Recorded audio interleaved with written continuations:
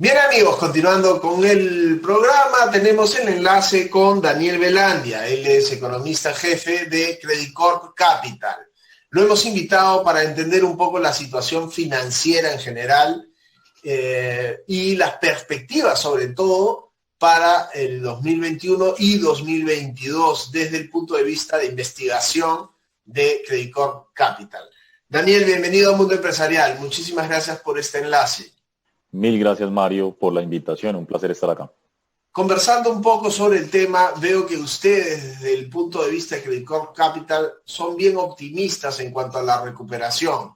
Sin embargo, hemos tenido varias iniciativas con diferentes economistas que no son tan optimistas en cuanto a la recuperación económica.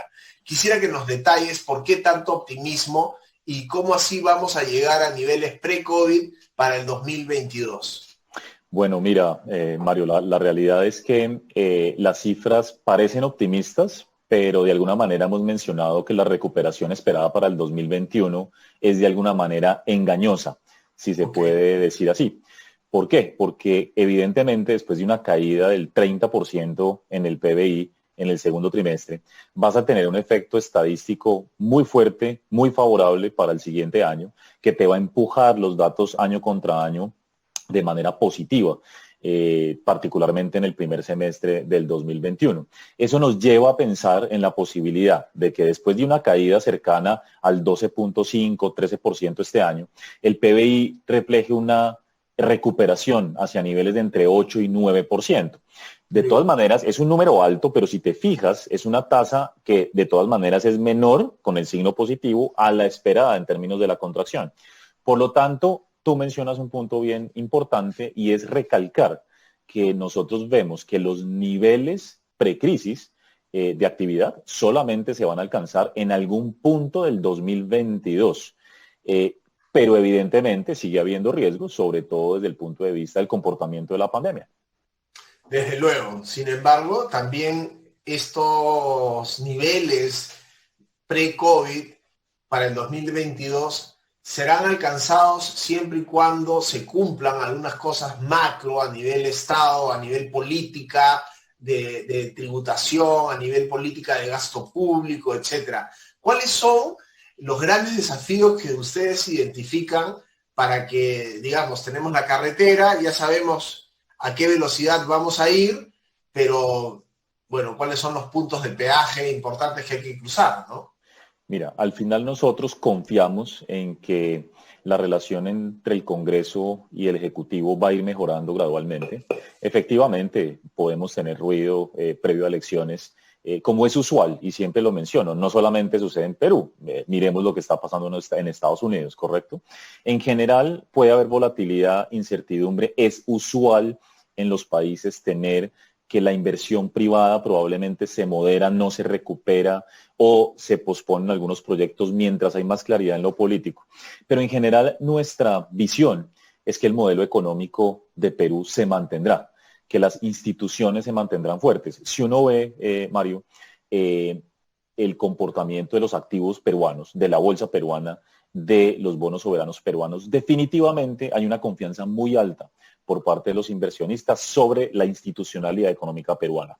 Y en general nosotros confiamos en que en los próximos meses y particularmente después de elecciones tendremos seguramente una relación mucho mejor entre el Congreso y el gobierno. Eso es supremamente importante que suceda para ir destrabando poco a poco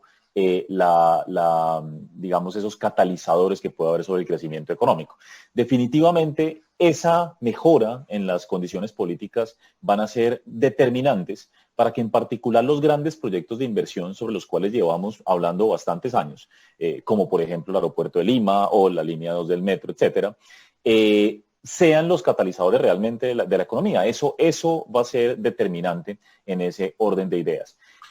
Los proyectos mineros también son clave a la hora de la recuperación. Entonces, como bien dices, hay una realidad y es que sigue habiendo bastantes riesgos desde el punto de vista del comportamiento de la pandemia, desde el punto de vista del comportamiento de la economía mundial, pero por otro lado, hay una situación política que definitivamente debe mejorarse hacia adelante y eso va a ser determinante para destrabar el crecimiento económico. Definitivamente hay que reconocer que eso es un riesgo, pero asimismo será una oportunidad en los próximos años. Desde luego, Daniel. Pero por otro lado, y en relación a lo mismo que estás indicando, el gasto público o la inversión pública, mejor dicho, no explica tanto el tema del crecimiento. Tiene que estar basado en la inversión privada, fundamentalmente, que es el gran motor de la economía. Y la inversión privada, a su vez, es alimentada o es reforzada por la expectativa del empresario. Ustedes, desde Credit Corp Capital, ¿hacen alguna medición sobre la expectativa del empresariado? ¿Cómo viene? Porque si basamos todo el tema y los grandes desafíos a inversión pública, nos vamos a quedar cortos y no vamos a alcanzar esos niveles. Definitivamente. De hecho, gracias por la pregunta, porque me refería más a la inversión privada que a la pública, inclusive, y porque además muchos de estos proyectos son público-privados, ¿correcto? Igual necesitas un andamiaje, un encadenamiento. Privada. Exactamente. Entonces ahí va a ser vital. Cuando uno ve los indicadores de confianza del Banco Central del Perú, ha habido una recuperación no menor. Evidentemente, venimos de niveles supremamente bajos, históricamente bajos, por producto de la pandemia y de las restricciones de aislamiento, y poco a poco se va dando una recuperación. En definitiva, coincidimos en que va a ser determinante que la situación política, la relación Congreso-Ejecutivo, se mejore de manera sustancial. Algo muy importante, que las medidas que salgan del Congreso sean pro mercado, generen menos incertidumbre. Eso es vital para la inversión privada. Entonces, ¿qué estamos asumiendo nosotros dentro de todo este marco de proyecciones económicas para Perú? Estamos asumiendo que nosotros vamos a tener seguramente de aquí a abril una recuperación muy lenta, muy gradual, básicamente porque los empresarios en general cada 5 años prefieren posponer ciertos proyectos de inversión hasta tener más claridad política. Después de eso, estamos asumiendo una recuperación bastante gradual, pero te quiero dar un dato que tal vez es el más importante. Aún con esos números que parecen optimistas, como mencionabas al principio, pero que aclaré que hay algo engañoso por el efecto estadístico, a nosotros nos da que la inversión total al cierre del 2021, aún con esta proyección de recuperación gradual, puede estar entre un 20 o un 15% por debajo de los niveles precrisis, ¿correcto? Entonces, sí estamos reconociendo que para que las cosas mejoren significativamente, tiene que haber varios ajustes, y definitivamente el ambiente de negocios y el ambiente político es un determinante claro para la recuperación, digamos, firme y completa de la economía peruana. Totalmente. Daniel, esto va también un poco sobre la expectativa y dónde invertir, inversión extranjera sobre todo, asociado al riesgo país, que en el caso del Perú se ha deteriorado, pero no solo en el caso del Perú, sino que hay que ponerlo en un contexto latinoamericano, regional. Y te pediría que por favor nos digas, porque de eso vamos a marcar un poco la perspectiva en general y darle los pesos específicos a todo el análisis, ¿cómo está Perú en relación a sus países hermanos de la región? Mira, precisamente te mencionaba, y eso es vital y es clave no ratificarlo, reafirmarlo. Perú ha gozado de una muy alta credibilidad en los mercados, no solamente en los últimos años, sino durante la pandemia.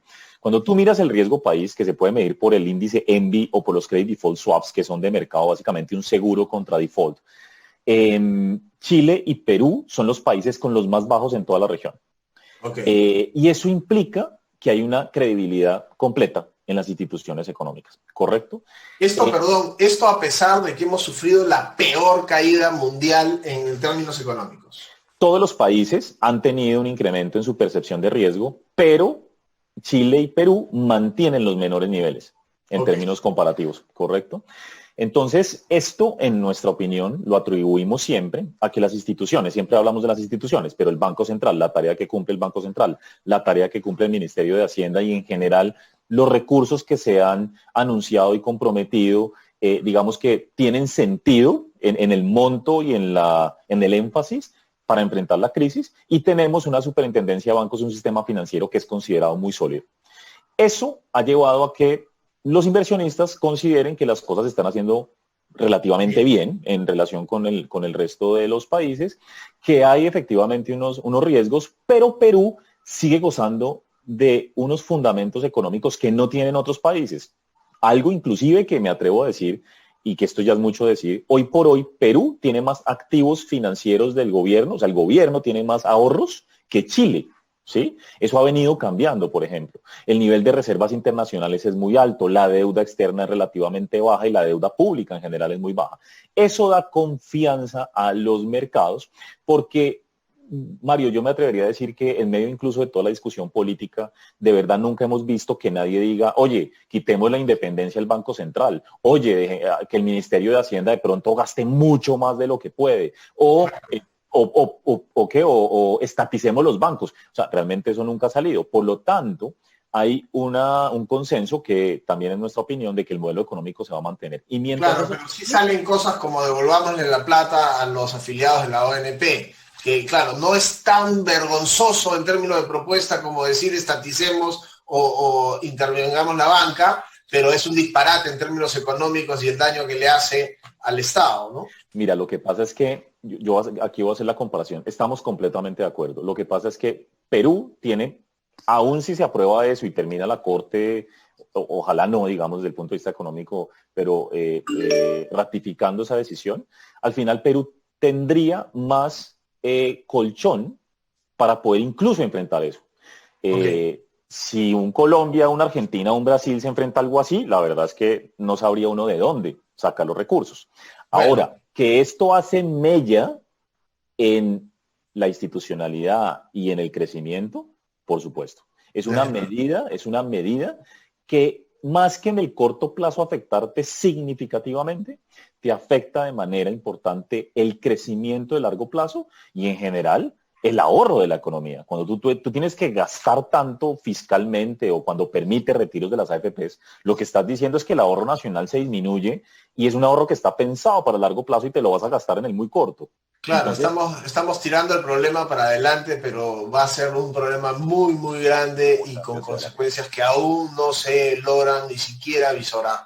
Daniel, nos gana el tiempo, ha sido muy alentador todos sus comentarios en relación al futuro que nos depara, digamos, el post-pandemia, y viene bien por el tema de las expectativas empresariales. Estamos durante los últimos tiempos acostumbrados a solamente leer y escuchar malas cosas y es bueno también ver un poquito de más arriba cómo estamos en relación a otros países, nuestro nivel de competitividad, la fortaleza de algunas instituciones financieras y bueno, sin dejar de lado que tenemos que cuidar de no caer pues en populismos y en medidas que puedan ser contradictorias a los objetivos económicos que se están trazando. Muchísimas gracias por tu participación y hasta una siguiente oportunidad. Mario, fue un placer. Mil gracias por la invitación nuevamente. Fue Daniel Velandia quien estuvo con nosotros, economista en jefe de Credit Corp